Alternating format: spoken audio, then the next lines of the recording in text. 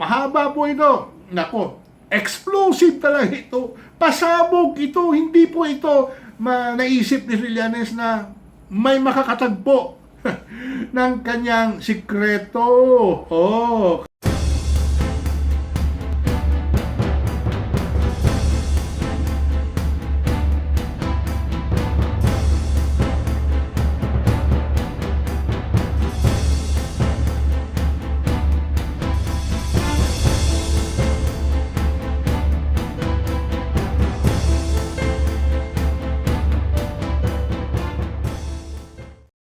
now, noong isang gabi, siguro napanood nyo ito, sa imbitasyon ni Pangulong Rodrigo Roa Duterte, dumalo doon sa Malacanang si dating Senador Juan Ponce Enrile. At live, no? At nakita ko po, napakarami ang nanood, kahit yung sa RTBM, no? Radio Television Malacanang, no? Yung mga video nito, kuminsan, walang nanonood Pero noong isang gabi po, nakita ko na libo-libo po yung mga nanonood ng mga Pilipino, not only here in the Philippines, but all over the world. Sigurado po ako dyan, no? Na talagang tinutukan ito ng napakaraming mga kababayan natin dahil interesado sila sa katotohanan kung ano ba yung nangyari noong mga buwan ng Abril hanggang Hulyo 2000 at 12,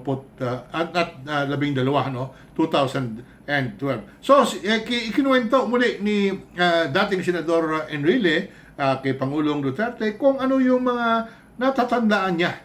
At isa po dito ay yung malaking pagdududa niya sa naging papel ni dating Senador Antonio Trillanes kung bakit na ito ang napili at ito ang gumanap ng papel ng back channel negotiator, no? Kung matandaan ninyo, nag-privilege speech si dating Senador Enrile diyan sa Senado noong September 2012. Sa halip na harapin ito ang mga paratang sa kanya ni Senator Enrile, nag-walk out, no? Kita niyo naman kung ano ka duwag, no? Itong si Trillanes na iniwanan niya, no? Lumabas siya ng sesyon dahil ayaw niyang sagutin at ayaw niyang harapin ang mga paratang sa kanya na siya pala ang nakipag-usap sa mga Chinese, no? Sa kasagsagan ng standoff diyan, yung alitan diyan sa may Scarborough Shoal noong mga buwan ng Abril hanggang Hulyo, no? So, ewan ko kung bakit na at that time ay parang natatakot siya.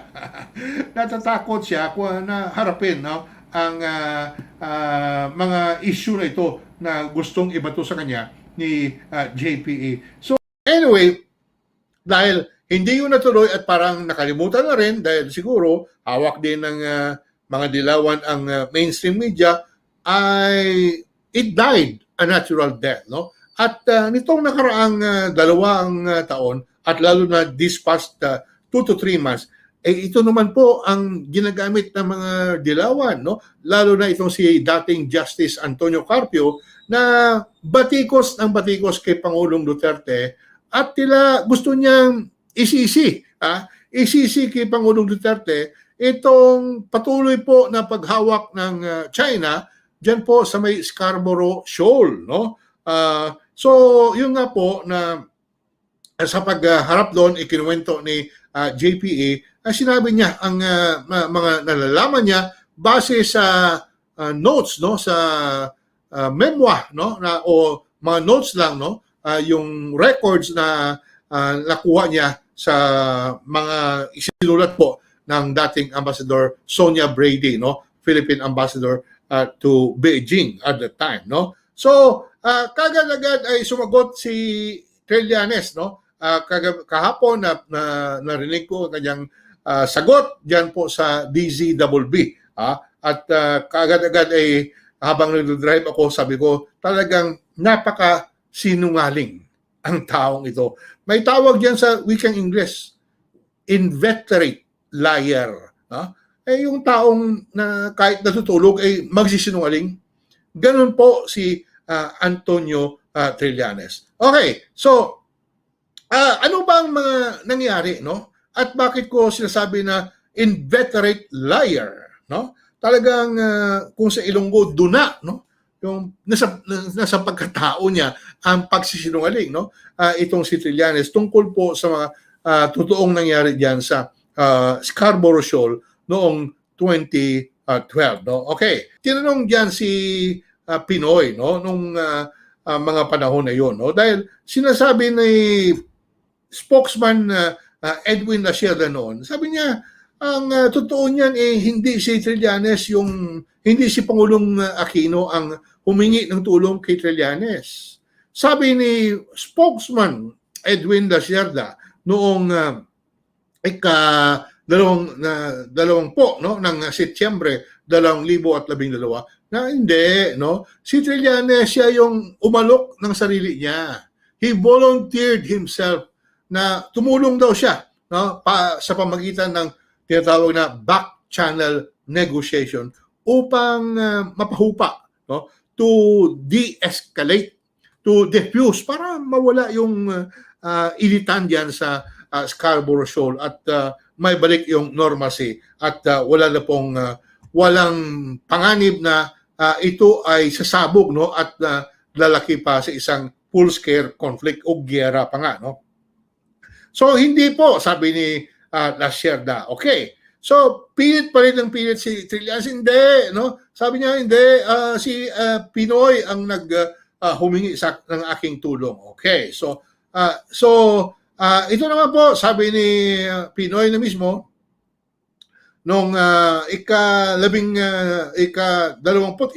no, the following day lang, no, sabi na, bisita siya doon sa may Nueva Ecija, no, na kung saan na-interview siya ng mga reporter. At siyempre, itanong talaga sa kanya ng media doon. Sabi ng media, Sir, Mr. President, ano ba katotoo itong sinasabi ni Senator Trillanes na ikaw daw ang humingi ng tulong sa kanya?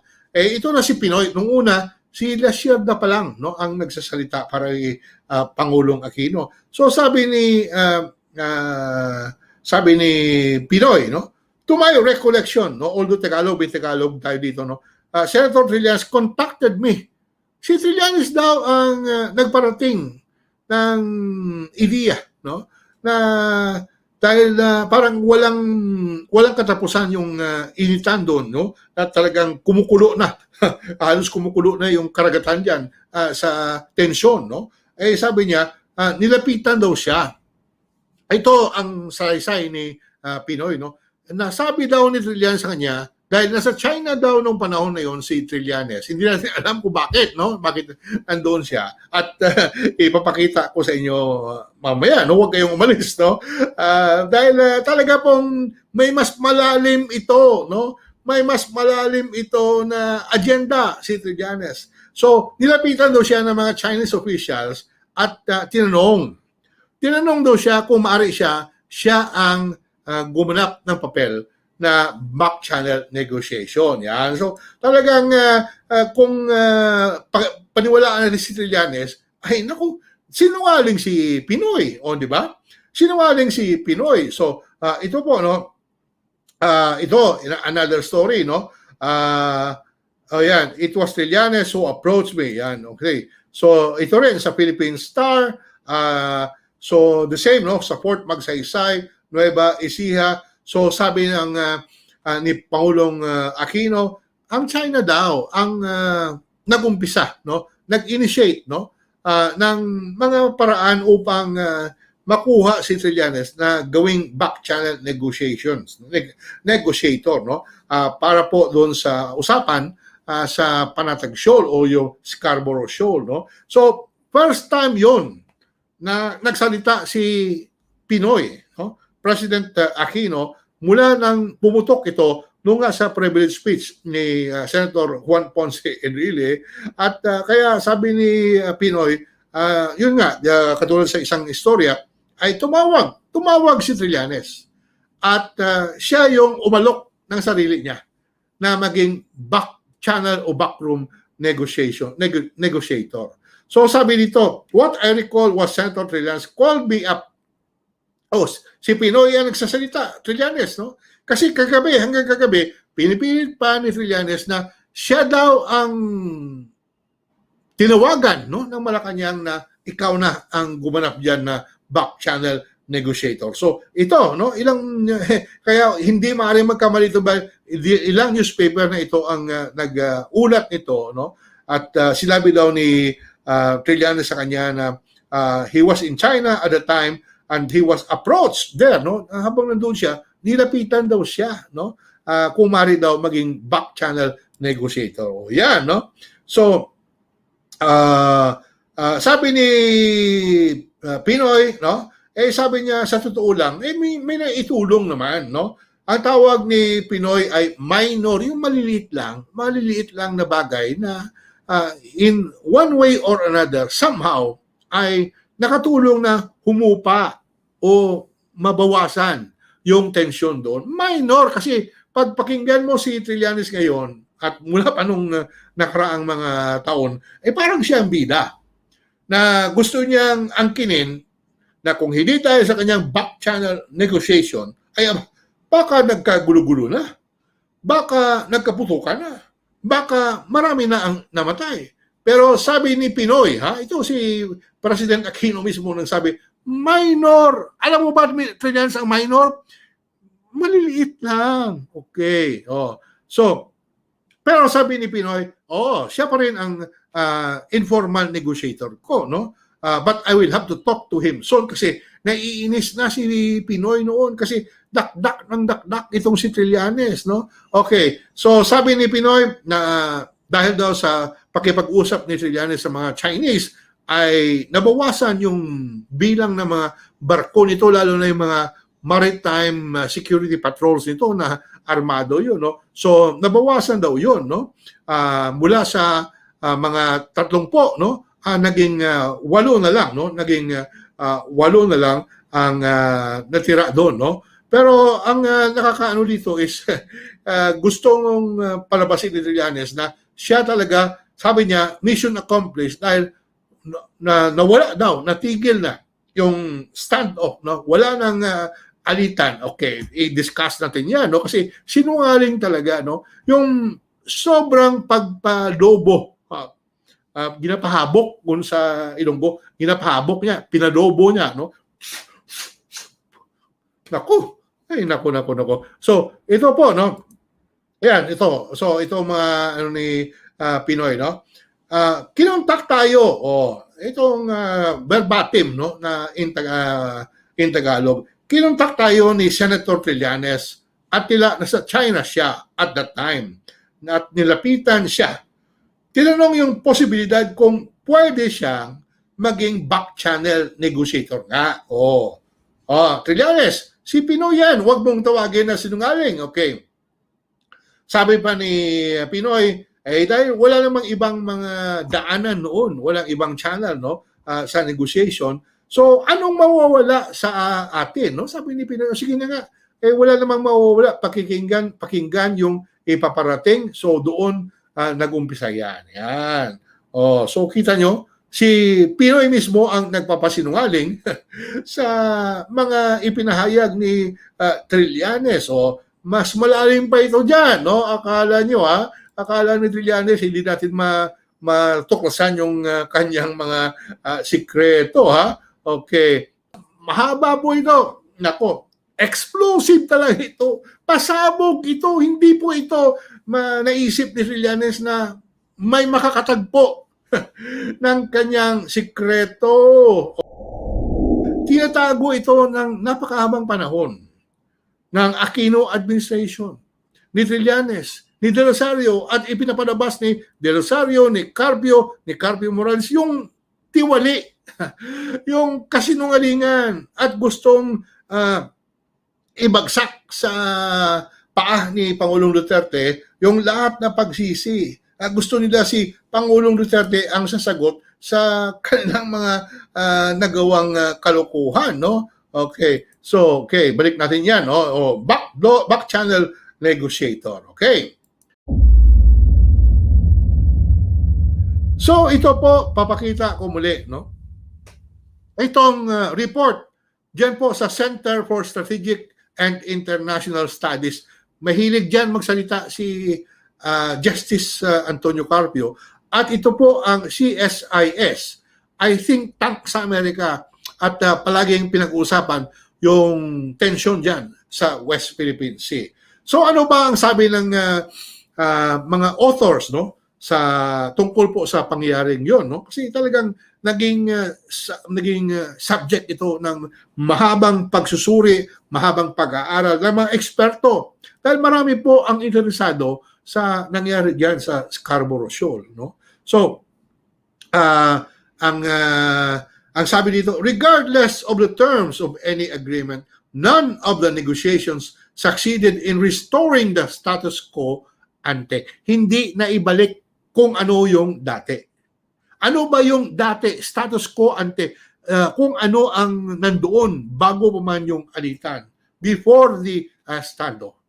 So the status quo ante was yung sagisag, no? Yung watawat ng Pilipinas. Nandun pa, nakatayo pa doon, no? Dahil atin 'yan, no? Part 'yan ng Pilipinas, no? Part 'yan noon pa ng Pilipinas, no? So, Chinese vessels either remained stationed at Scarborough Shoal, no? Or quickly returned, no? So neither the Philippines nor the United States choose to send vessels or aircraft back. Hindi na ipinabalik, wala nang bumalik doon ng mga barko o eroplano ng Pilipinas, no? Nung naging malinaw na hindi talaga aalis ang mga Chinese. So ano ang sabi ng CSIS?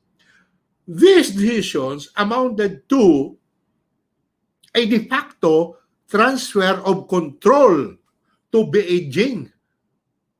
Kailangan pa ba i-translate yan, Trillanes? Ibig sabihin, yung mga ginawa ng Aquino administration, kung sino man yung nagbigay ng utos na bumalik sa Pilipinas, yung mga barko natin, ay parang, okay sa inyo na yan. Kayo naman, hindi kayo biro. Parang ganun. Kayo naman, medyo napasikat lang kami. Kayo, gusto nyo seryosohin ka agad. O sa inyo na yan. Parang ganun. De facto transfer of control.